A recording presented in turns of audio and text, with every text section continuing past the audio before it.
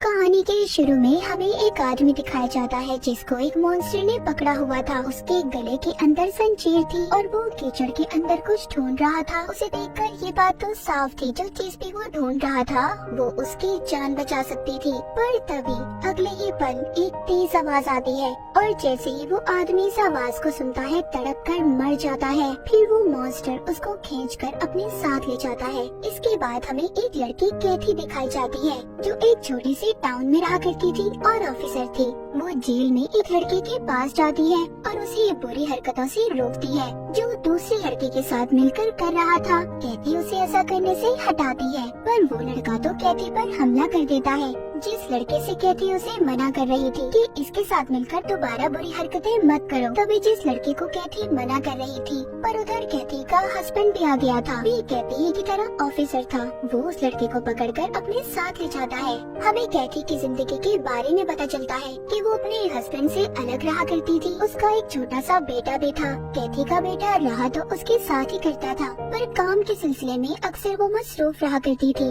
इसीलिए वो उसे अपने हस्बैंड के पास छूट जाती थी। कैथी का हस्बैंड अपनी दूसरी बीवी के साथ रहा करता था जो माँ बनने वाली थी, पर वो अच्छी थी और कैथी के बेटे को अपना बेटा ही समझती थी। खैर कैथी अब ऑफिस जाती है। उसका हेड उसके हाथ पर पट्टी करता है क्योंकि उस लड़के के हमले से कैथी जख्मी हो गई थी। तभी उधर एक लड़की ऑफिसर आती है जो बताती है कि यह मैरी नाम की औरत 20 साल बाद रिहा हो चुकी है। उसको टाउन में ब्लडी मैरी के नाम से पहचाना जाता था। उसके बारे में छानबीन का सारा काम कैथी के जिम्मे था। यहाँ पर उसके हेड कहते हैं नहीं रहने दो, कैथी नहीं कर पाएगी, पर कैथी वो फाइल ले लेती है और कहती है लाओ फाइल दो, मैं इस काम को जरूर करूँगी। कैथी के बॉस मैरी की सारी कहानी बताते हैं कि उसका हस्बैंड उसे आग में जला रहा था और तब उसने अपने हस्बैंड को ईंट से मार दिया और इसीलिए उसे 20 साल की सजा सुनाई गई थी। मतलब कैथी के हेड ये कहना चाहते थे कि मैरी बुरी औरत नहीं है। हेड बताता है कि उसका एक दोस्त भी था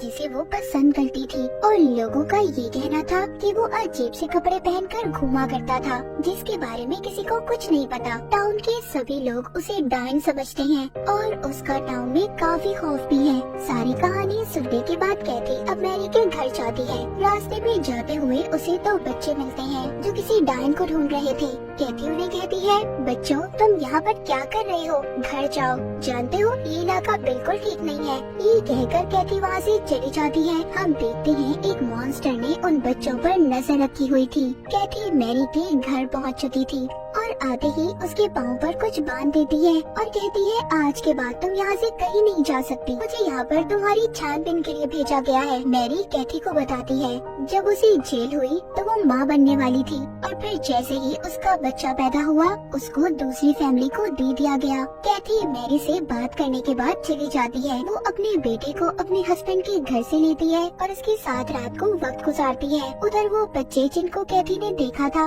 अब रात हो गई थी। वो बच्चे उधर ही जंगल में घूम रहे थे। वो मैरी के घर के करीब पहुंच चुके थे लेकिन तभी उन पर कोई नजर रख रहा था और उन्हें पकड़ भी लेता है। इधर कैथी अपने घर पर मैरी के केस के बारे में रिसर्च करती है। उसको पता चलता है कि मैरी पहले अपने घर में शैतान की इबादत पूजा किया करती थी और साथ ही साथ उसे बच्चों की कुर्बानी और एक हैरान कुन अजीब आदमी के बारे में भी पता चलता है जो मॉस में पाया जाता था। मॉस यानी दलदल में जो मैरी के घर के पास थी और इन बातों का जिक्र उसके केस में भी था। हमने कहानी के शुरू में जिस मॉन्स्टर को देखा था ये बात उसी अजीब आदमी के बारे में थी। तभी कैथी का बेटा उसके पास आता है जिसकी तबीयत खराब थी। कैथी सब छोड़कर अपने बेटे के पास चली जाती है। उधर कैथी के हस्बैंड को कॉल आती है जिसको उन्हीं 2 बच्चों के गुम होने के बारे में बताया जाता है जिनको कैथी ने भी देखा था। उन बच्चों के बारे में जानने के लिए कैथी का हस्बैंड मैरी के घर जाता है क्योंकि उसको मैरी पर ही शक था जो बाती टाउन में मैरी के लिए फैली हुई थी।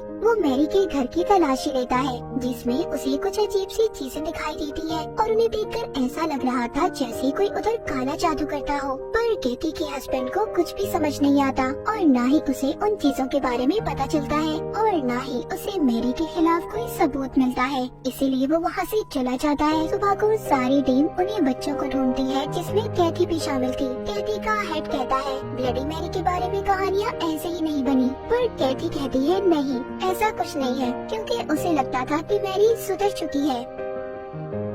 तब यहाँ पर कैथी बच्चों को ढूंढते हुए अपने फोन के मैप पर देखती है कि मैरी अपने घर से बहुत दूर थी, क्योंकि उसने उसे मना किया था कि तुम दूर नहीं जाओगी।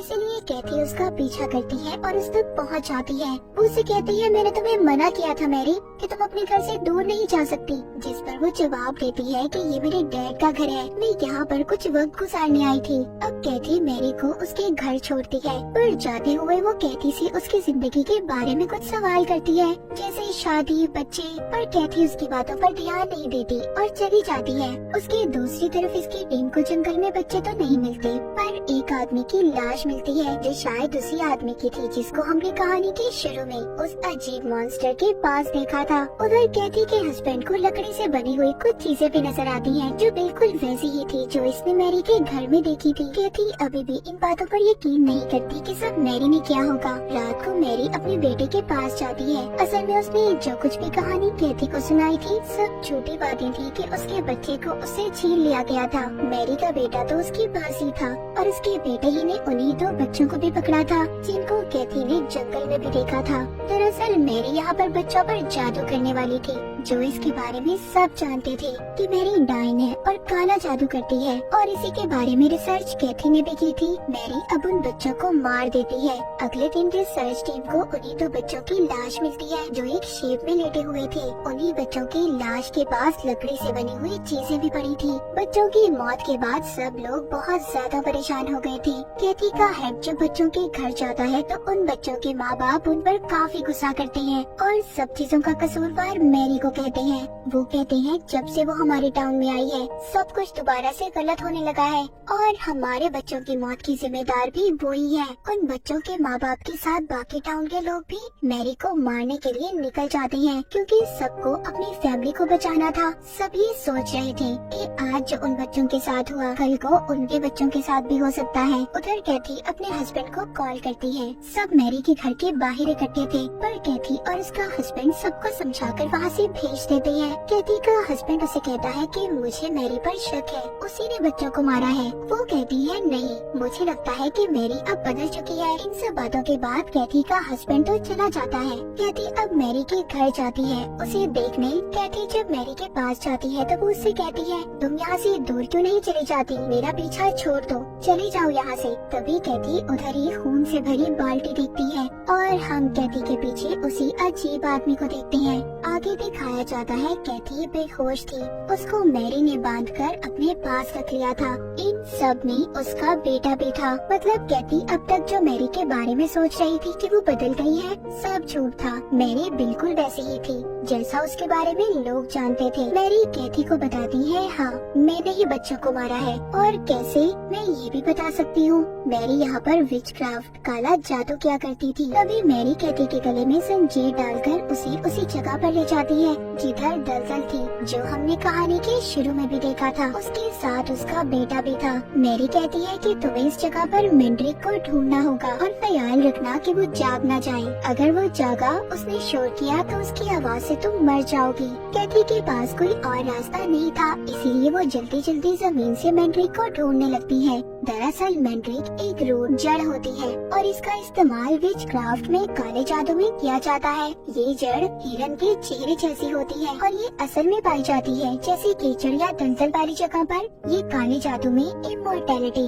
अमर होने के लिए या किसी भी चीज को ठीक करने के लिए इस्तेमाल की जाती है। उनको मैंड्रिक जब मिल जाता है तो वो कैथी को अपने घर ले आए थे। उसको नहलाकर अच्छे से तैयार करते हैं, फिर मैंड्रिक के साथ अपना जादू करते हैं। उससे मैरी कोई शरबत बनाती है जो खुद पीती है और फिर अपने बेटे को पिलाती है और बाद में जबरदस्ती कैथी को भी वो शरबत पिला देती है। उसका बेटा पूछता है कि आपने शरबत कैथी को क्यों पिलाया। मैरी शायद यहाँ पर अपने बेटे के लिए कैथी को बांध कर रखना चाहती थी, या फिर मैरी और उसका बेटा इमॉर्टल होना चाहते थे, हमेशा जिंदा रहना चाहते थे।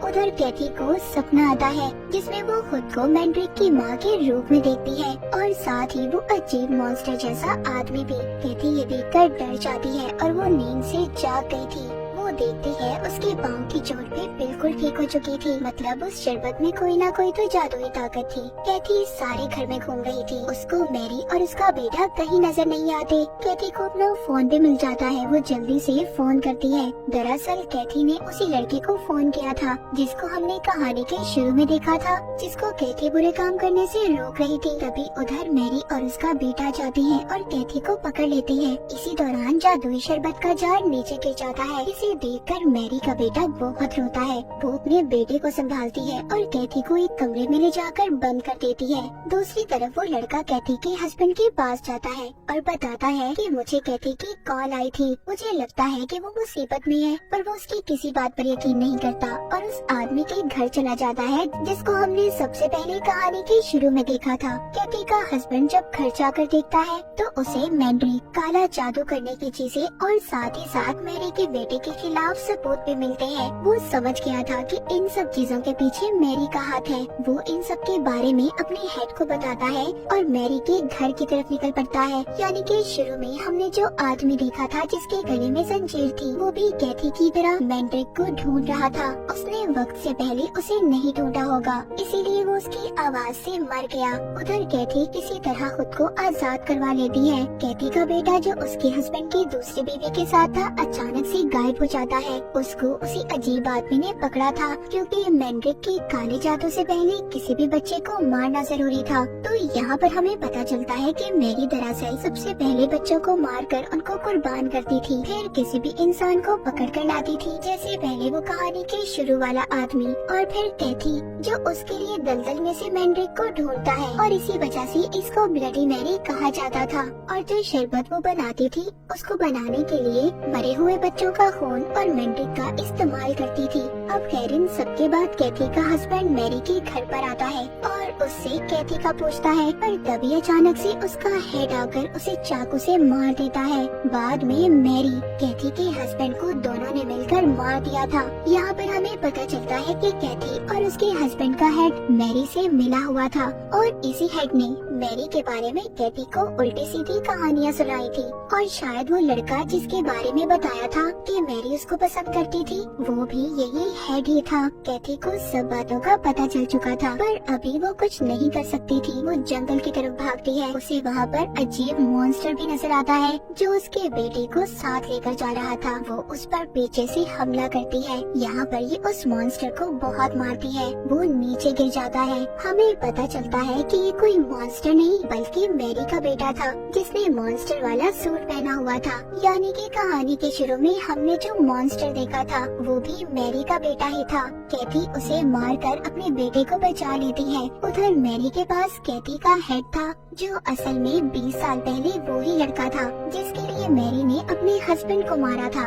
वो हेड को भी मार देती है और कहती है कि अब तुम कमजोर हो चुके हो, मेरे किसी काम के नहीं। दरअसल 20 साल पहले मॉन्स्टर का सूट पहनकर बच्चों को पकड़ने का काम ये हेड ही करता था। सब टाउन वालों को पता चल चुका था कि सबके पीछे मैरी और उसके बेटे का हाथ है। टाउन वालों को मैरी का बेटा मिल चुका था जो जख्मी हालत में था। सब उसको लटका कर मार देते हैं। बाद में वो मैरी को ढूंढने जाते हैं। वहाँ पर जाकर वो हेड की लाश को देखते हैं। उन्हें पता चलता है कि मैरी भाग चुकी है और कैथी ने भी अपने बेटे को बचा लिया है। उधर दिखाया जाता है कि कैथी अपने बेटे के साथ घर पर थी। तभी अचानक से वो मैंड्रिक को देखती है जिसे देखकर काफी परेशान हो जाती है और साथ ही कोई दरवाजा भी बजाने लगता है। वो जब दरवाजा खोलती है तो ये तो वही लड़का था जिसको कैथी बुरे कामों से रोकती थी। वो इसकी फिक्र करते हुए यहाँ पर आया था और शायद वो उसे पसंद भी करने लगा था। मूवी के आखिर में दिखाया जाता है कैथी अपने हस्बैंड की दूसरी बीवी से मिलती है जिसके पास अब बेटा था।